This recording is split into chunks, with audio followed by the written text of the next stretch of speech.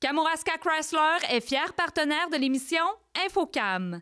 Kamouraska Chrysler, 225 Avenue Patry, à Saint-Pascal. 418-492-3432. Cette émission est une présentation de la télévision communautaire du Kamouraska.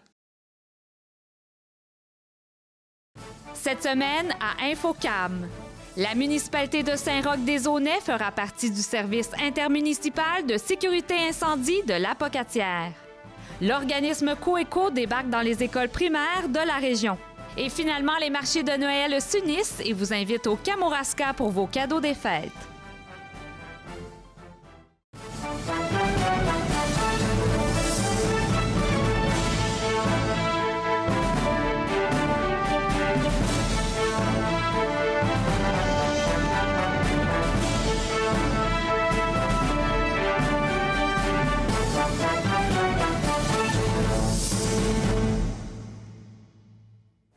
Bienvenue à cette autre émission d'Infocam. C'est officiel, la municipalité de Saint-Roch-des-Aunais va adhérer d'ici le 1er janvier 2017 au service intermunicipal de sécurité incendie de l'Apocatière.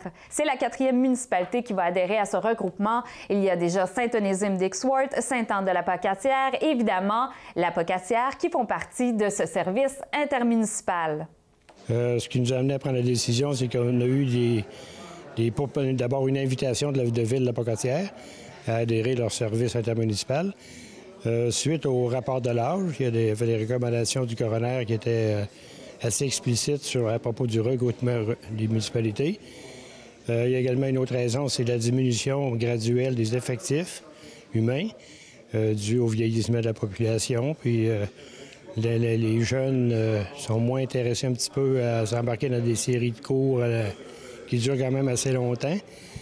Ensuite, question d'acquisition de nouveaux équipements. Là, par le regroupement, bien, les frais de la municipalité vont être beaucoup diminués. Est-ce que c'est tous les pompiers de Saint-Roch-des-Aunais qui vont suivre?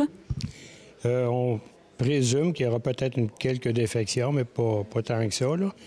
Puis de toute façon, il y a une campagne de recrutement qui est toujours en cours. La porte est toujours ouverte pour des nouveaux adhérents. Et parlez-nous des avantages de cette fusion.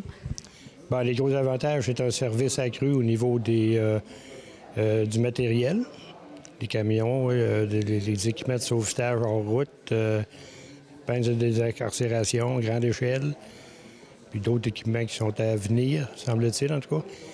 Et puis, au niveau des pompiers, ils sont payés un petit peu plus cher qu'ils étaient payés à Saint-Roch. C'est pas négligeable, là. Et puis, le gros avantage, c'est les acquisitions de l'immobilisation dans le futur. C'est qu'on a abandonné un camion cette année, un camion pompe. Donc, éventuellement, si on était resté seul, on aurait dû le remplacer. Tandis que là, on a, par les ententes, on a accès à de l'équipement qui n'est pas à renouveler tout de suite. Puis dans le futur, bien, les achats, on les fera en partenariat, donc un pourcentage par municipalité. Le fait qu'il y ait une municipalité de plus dans le réseau, dans le service, ça diminue la charge des autres aussi. Et parlez-nous des citoyens, comment ils ont pris cette nouvelle?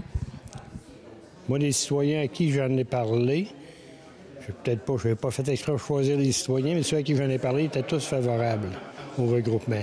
Sauf que lors des réunions d'information et la dernière réunion du conseil, il y a un groupe de personnes qui étaient moins en faveur, moins favorables. Est-ce que ça a été un long processus avant d'arriver à cette décision? Est-ce que ça fait longtemps que vous y pensez?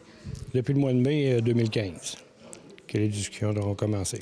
C'est-à-dire qu'il y a eu d'abord une lettre d'invitation d'envoyer, puis ça a suivi son cours par la suite.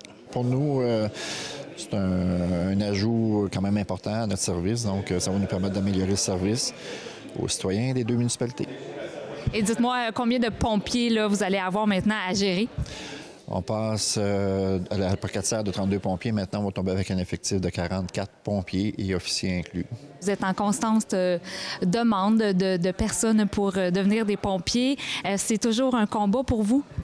Oui, bien c'est ça, le recrutement, c'est pas évident. En région, les jeunes, il y a de moins en moins de jeunes, donc la relève est plus difficile à trouver. Mais c'est pour ça que moi, je pense qu'en regroupant les services, en grossissant les services, on peut peut-être se rendre plus attrayant aussi, là. Et on peut parler aussi d'un meilleur salaire. Meilleur salaire aussi, effectivement. Plus de sorties, plus de possibilités d'intervention diversifiées. Donc, c'est des choses qui peuvent être plus intéressantes pour la relève. Et dites-nous, pour des regroupements de municipalités, est-ce que c'est des formations qui sont un peu plus difficiles? Comment ça se passe au niveau des formations des pompiers qui viennent de différentes municipalités? La formation, c'est la même. Ça ne change pas, finalement. C'est la formation de base, pompier 1. C'est sûr que nous, à la Pocatière, on a des spécialités, entre autres la désincarcération. Donc, les pompiers de Saint-Roch, exemple, vont vouloir faire partie de l'équipe de désincarcération, mais là, ils vont devoir suivre cette formation spécialisée-là. Même chose pour la conduite des véhicules. Le camion échelle, c'est une formation spécialisée aussi. Mais on n'obligera pas les gens. S'ils ne veulent pas, ils ne veulent pas. Mais parce qu'on a déjà, nous autres, notre équipe de désincarcération. Mais ça pourrait être un plus, moi, je pense, pour les gens de Saint-Roch, d'avoir des pompiers formés en désincarcération sur leur territoire. Et on parle de 2 MRC, donc MRC de Lillet et MRC de Kamouraska. Est-ce que c'est les mêmes règlements au niveau des MRC? Oui, sensiblement. Il y a 2 schémas de couverture de risque. Donc, sur la partie Kamouraska, on va appliquer le schéma de la MRC de Kamouraska et sur la partie de la MRC de Lillet, on va appliquer celui-là de la MRC de Lillet, mais il y a beaucoup de similitudes entre les 2 schémas-là. Cet automne, Coeco débarque dans les écoles primaires afin d'animer des ateliers ludiques, afin de sensibiliser les jeunes à la collecte de matières organiques. Coeco est rendu dans une autre étape de sensibilisation aux collectes de matières organiques. Vous visitez maintenant les écoles. Qu'est-ce qui se passe dans ces écoles pour la sensibilisation? Oui, c'est un projet de la commission scolaire de Rivière-du-Loup et de Kamouraska qui est venu nous chercher comme partenaire, dans le fond, pour mettre en place des ateliers dans les écoles sur le bac brun. Donc, d'une part, il y a de montrer aux élèves c'est quoi la transformation des déchets en énergie, parce que ça répond à des objectifs d'apprentissage des 3e années du primaire. Donc, c'est pour ça que cet atelier-là a été vraiment conçu pour ce groupe d'âge-là. Et il y avait aussi la volonté, nous, de notre part, Coeco, de trouver un outil de sensibilisation qui allait chercher tous les jeunes du primaire, de la première année jusqu'à la 6e année. C'est avec cet esprit-là qu'on a développé la bande dessinée Superbac. Dans le fond, c'est un peu comme un dépliant de sensibilisation sur le bac brun, mais qui va aller rejoindre autant les petits que les plus grands là, du primaire. Ça explique vraiment de façon très vulgarisée le procédé de biométhanisation, quoi mettre dans le bac brun. Puis ça va aller vraiment autant dans ces détails-là, mais de façon que tout le monde comprenne. Puis on est allé reprendre ce concept-là de Superbac pour l'activité aussi. Donc l'atelier comme tel comprend une partie tri des matières. Les élèves vont avoir 3 petits casiers avec un qui représente le bac brun, les déchets, un autre pour la récupération. Puis il va en avoir, je crois que c'est une 20aine d'articles à trier en équipe. Chaque équipe va avoir environ 2-3 minutes pour faire ça. Ensuite de ça, on va voir des images de l'usine parce qu'il y a des élèves qui ont eu la chance d'aller tourner des vidéos à l'usine de biométhanisation avec le professeur Jacques Mainville. Donc, cette vidéo-là va être... c'est comme un petit film là, qui est présenté aux élèves. Et là-dedans, dans le fond, c'est un peu le concept de Superbac, mais c'est des sentinelles de l'environnement, dans le fond. Les élèves, à la fin du vidéo, ont tout appris pour devenir des sentinelles de l'environnement. Là, ils ont trié en plus le petit sac qu'il y avait. Et la dernière partie de l'atelier, dans le fond, j'explique aussi à travers ça, il y a le vidéo d'une part, mais il y a aussi un PowerPoint, un prédit qu'on appelle, là, qui est une vache. En gros, c'est une vache, puis chaque estomac de la vache est un biométhaniseur, un méthaniseur à l'usine.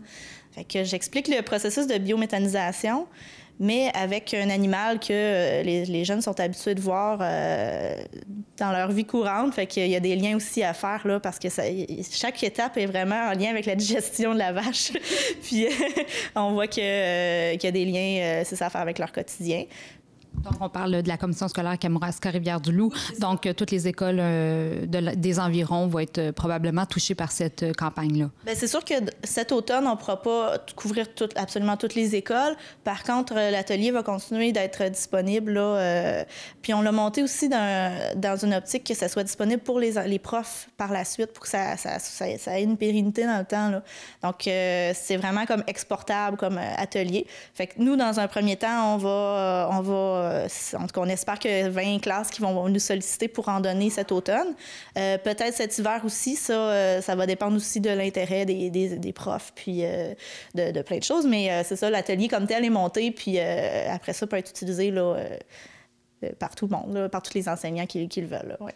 En terminant, c'est un objectif de sensibilisation, mais aussi de participation pour que les jeunes de 3e année aussi participent avec leurs parents pour mettre les aliments dans les bacs bruns. Oui, puis dans le fond, c'est pour ça un peu j'ai intégré la partie tri dans l'atelier. C'est que je remarquais quand je tenais des kiosques, puis j'arrivais dans les kiosques, dans les événements avec mon défi du tri, que les jeunes, ils étaient vraiment très, très participatifs dans ce petit jeu-là qui semblait tout simple finalement. Puis je suis partie, dans le fond, j'ai gardé cette partie-là pour l'atelier dans les écoles parce que ça marchait bien. Puis souvent, les jeunes, il y avait des choses qu'ils savaient peut-être même plus que leurs parents.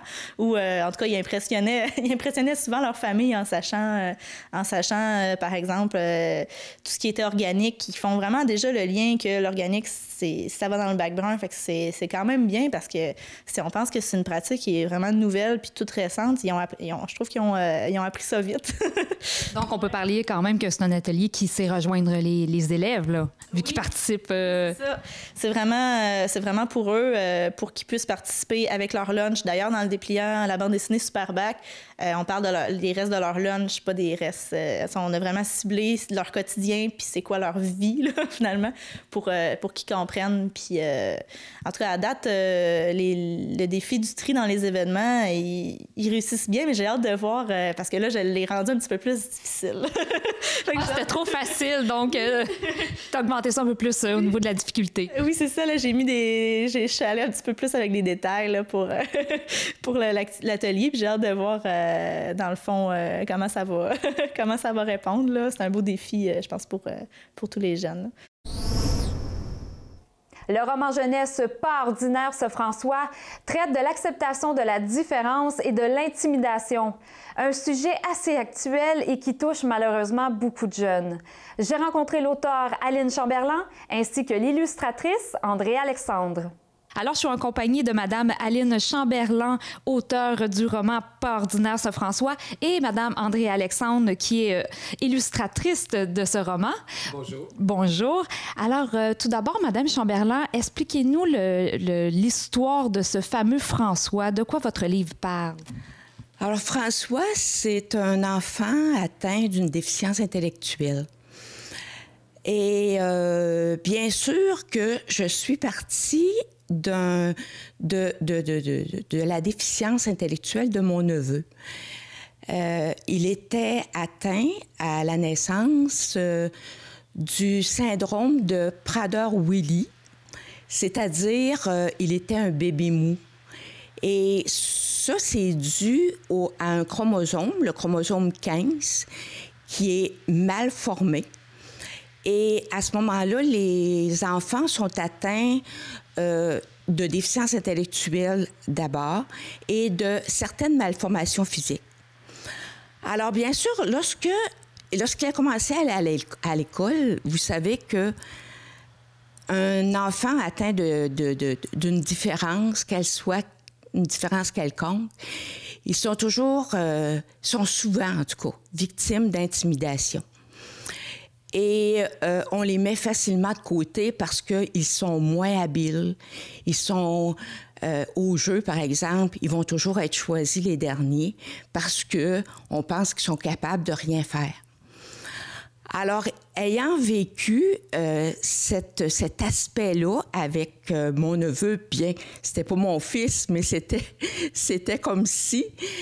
Et voyant, en tout cas, les difficultés qu'il avait, à se faire accepter, à entrer en contact avec les autres, souvent, et voyant également la difficulté de ses parents à accepter le fait qu'ils ne soient pas vus comme tout le monde. Bien, je me suis arrêtée et je me suis dit, pourquoi j'écrirais pas quelque chose qui pourrait démontrer que malgré tout, ces jeunes-là, ces personnes-là atteintes de différence, ils sont capables de faire des choses et ils ont besoin, comme tout le monde, d'être acceptés, d'être aimés, d'être entourés.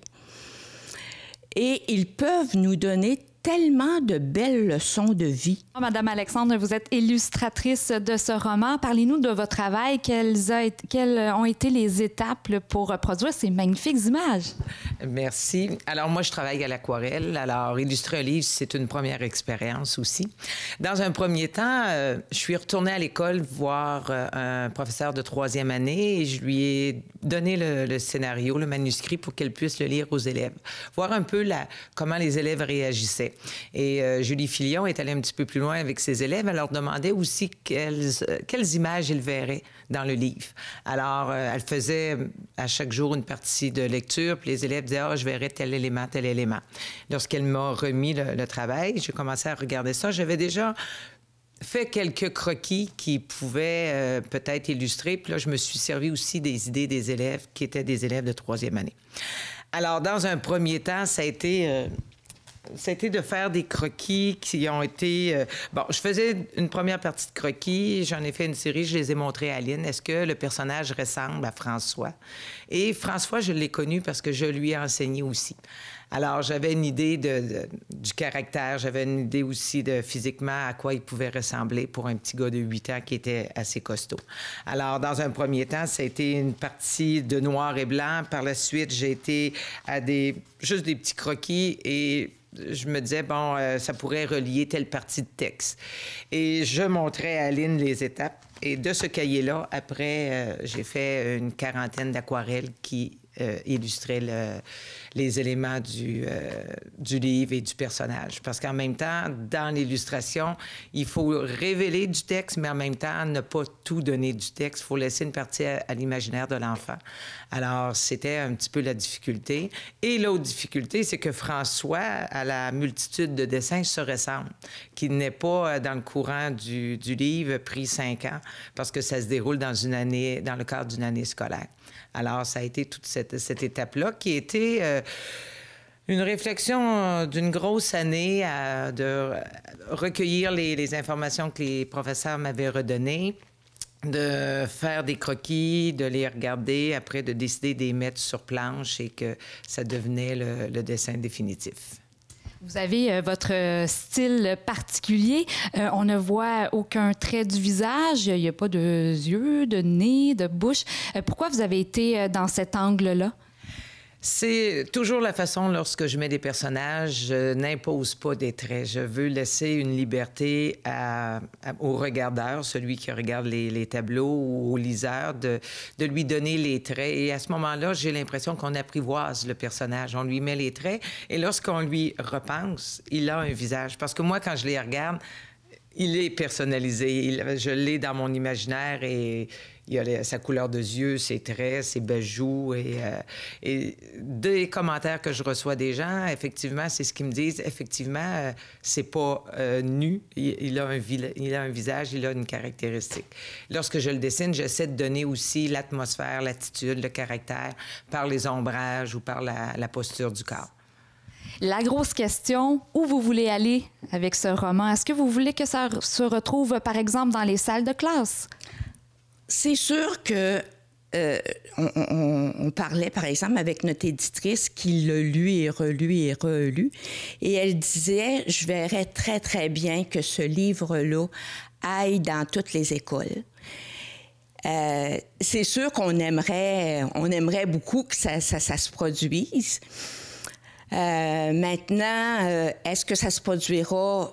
Peut-être, parce qu'on a quand même une ouverture avec des gens de la commission scolaire, mais c'est encore à l'étape là, où on travaille ça, là, disons. Vous placez vos cartes, comme on dit. On a une belle ouverture. La commission scolaire, avec la conseillère pédagogique, on en a discuté, puis ils sont fort intéressés parce que c'est une collaboration qu'ils veulent avoir parce qu'on parle d'acceptation des différences. Et c'est un vécu qui est très commun au niveau des écoles. Alors, dans nos premières démarches, il nous reste finalement au travail du manuscrit, qu'est-ce qu'on fait? Parce que ce qu'on regardait avec la commission scolaire, c'est d'avoir une fiche de lecture qui va présenter le livre. Alors, une fois que le livre est en classe, l'animateur ou le professeur va pouvoir, à partir de la fiche de lecture, faire avancer le développement de la lecture et la compréhension. Alors, c'est, avec la commission scolaire Kamouraska-Rivière-du-Loup, une très belle complicité et on est dans ces étapes-là présentement. Et pour l'instant, où on peut se procurer votre roman? Nous, nécessairement, André et moi, on en a par devers nous. On peut très bien en vendre. Et il y en a également à la librairie L'Option, à la Pocatière. Et il y en a à la Tabagie. À Tabagie l'Unique. Alors, actuellement, c'est les deux seuls endroits où on en a, là. Il faut dire que ça fait pas une éternité qu'il est sorti, là. Il est sorti fin mai. Alors, c'est ça, là. On est plus dans la promotion actuellement, là. Mais possiblement qu'on pourra en mettre ailleurs si c'est possible, là. Il y a possibilité aussi, c'est qu'on va participer au Salon du livre de Saint-Jean-Port-Joli le 5 novembre. Et lors des salons de Noël, comme Noël au cœur du Kamouraska, moi, je vais être à Saint-Denis et j'aurai des livres envers moi aussi. Alors, dans les salons de Noël, on va probablement être présente et il y aura possibilité aussi de se procurer le livre d'ici Noël. Un beau cadeau de Noël à se faire soi-même ou à faire pour ses enfants ou neveux et nièces. Les marchés de Noël du Kamouraska s'unissent afin de vous offrir tout ce dont vous avez besoin pour vos emplettes de Noël. Cette semaine, je vous propose celui de Sainte-Hélène de Kamouraska ainsi que celui de Saint-Denis de la Bouteillerie. Le marché de Noël de Sainte-Hélène de Kamouraska va avoir lieu le samedi 12 novembre. Parle-nous du marché. Qu'est-ce qu'on va retrouver? Donc, le marché de Noël à Sainte-Hélène, c'est un marché très vaste. Donc, il y a beaucoup d'exposants. On en retrouvera 25 cette année. Et puis, c'est un marché varié. Donc, on retrouve des produits autant alimentaires que des produits créés par nos créateurs là, ou artisans de Sainte-Hélène et des régions aussi du Kamouraska et aux alentours aussi. Cette année, il y a 5 exposants, 5 marchés de Noël dans le Kamouraska. Qu'est-ce qui vous différencie des autres? Nous, qu'est-ce qui nous différencie, c'est qu'on est seulement une journée. Donc, on accueille les gens là, à venir seulement pour le samedi.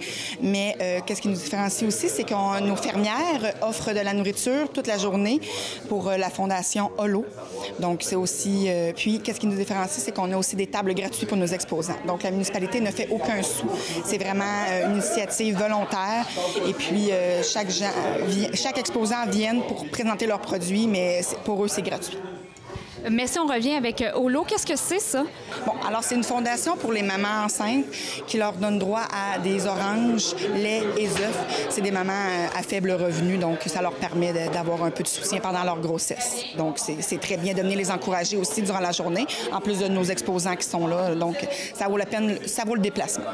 Et vous attendez combien de personnes cette année? On espère dépasser le 300 personnes. À chaque année, on a un petit barème. Là. Tant mieux si c'est plus. L'année passée, on a été très, très surpris du grand succès qu'on a eu. Donc, sachant qu'on est une petite municipalité, ce serait agréable que les autres municipalités viennent appuyer le nôtre.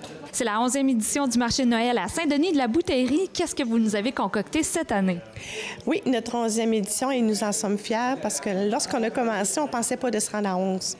11, c'est peut-être pour nous un chiffre peut-être chanceux. On va voir. 2 à 1, on est dans une nouvelle salle. L'année passée, je vous avais dit que peut-être que pas peut-être, mais je travaillais fort pour avoir une grande salle. Donc, c'est fait. Première chose due. Donc, on m'a dit que j'allais être sur le site de la patinoire, soit à la même place que le Grand Salon des produits régionaux. Donc, le site de la patinoire, chauffé. On installe nos exposants en pleine forme. Là. On a un beau tapis. On va mettre des tapis de caoutchouc pour les pieds. Ça va couper le froid. Donc, notre nouvelle salle, plus de 45 exposants ce sera possible d'inviter. Présentement, j'en ai 29 de confirmés. Il me reste de la place, mais ça, il n'y a pas de problème. Je me rends à 50, je vais être contente, là, mais 45, ça va être un bon chiffre. Pourquoi 2 semaines? La première semaine, c'est le marché de Noël. La deuxième semaine, c'est les activités du Noël au cœur du Kamouraska, qui comprend le souper et des activités pour les enfants. Mais revenons à notre marché de Noël. Le 19 et le 20, de midi à 16 h. Et le dimanche, nous avons le brunch qui commence à, il me semble, c'est 11 h le brunch. Ce sera peut-être à confirmer, mais on met le brunch le dimanche matin pour donner une chance à notre monde de manger sur place et ensuite de traverser pour midi pour le marché de Noël. Les exposants sont très diversifiés. J'ai des bijoux, j'ai de l'artisanat.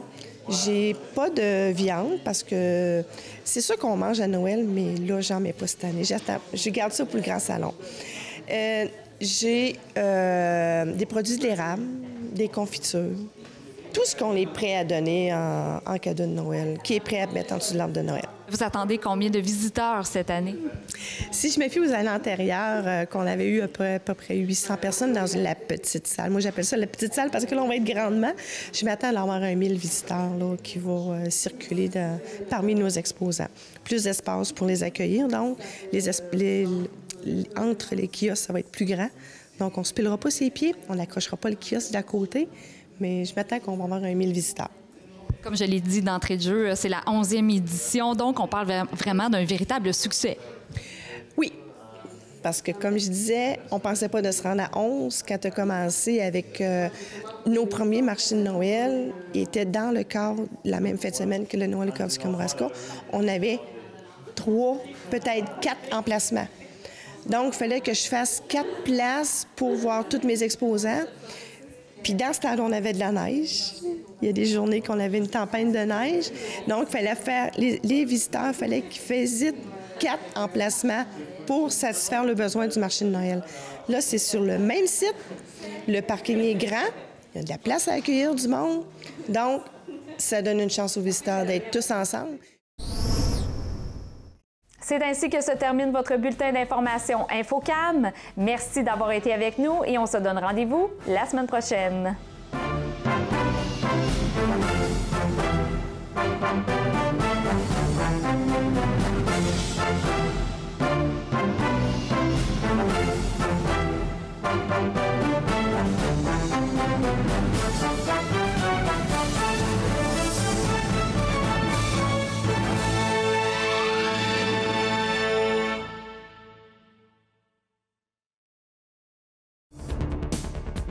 Pour nous faire part d'une nouvelle, des images ou suggestions de reportages, par téléphone le 88 492 2711, par télécopieur le 88 492 7498, par courriel à presse@tvck.org et par Internet au www.tvck.org. Cette émission était une présentation de la télévision communautaire du Kamouraska. Kamouraska Chrysler est fier partenaire de l'émission InfoCam.